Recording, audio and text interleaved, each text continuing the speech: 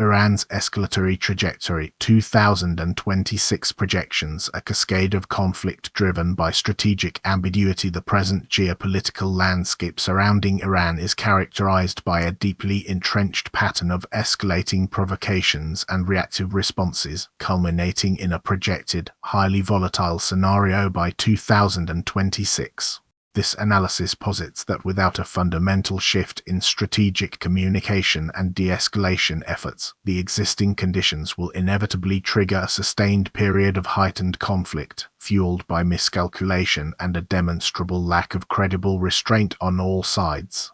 The Board World article's failure to deliver substantive content underscores the precariousness of the situation, highlighting a critical absence of detailed, verifiable intelligence regarding potential future developments. The lack of a concrete timeline suggested by the referenced article amplifies the inherent uncertainty and dramatically increases the risk of unintended escalation.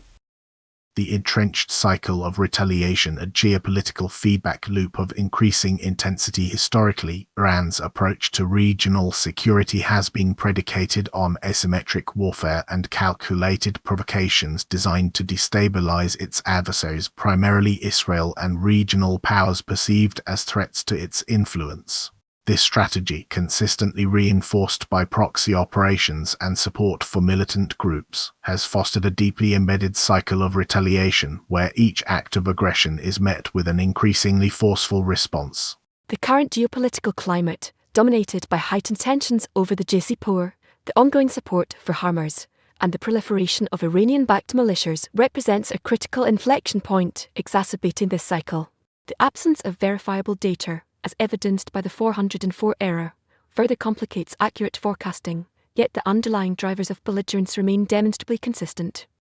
Strategic disruption, targeting and counter-response dynamics. Analyzing the probability of key operational phases. The most probable scenario for 2026 involves a multi-phased escalation, beginning with targeted attacks against critical infrastructure, specifically shipping lanes in the Persian Gulf and Israeli assets, designed to demonstrate Iranian resolve and inflict economic damage. Simultaneously, expect intensified cyber operations targeting Western intelligence agencies and financial institutions, aimed at disrupting global markets and sowing further instability.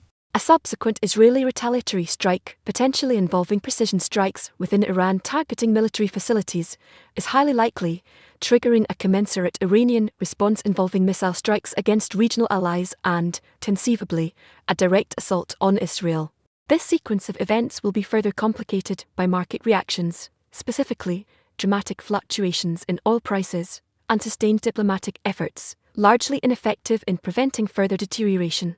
The inherent unpredictability of actors' decision-making, particularly given the potential for miscalculation, represents the greatest threat to stability.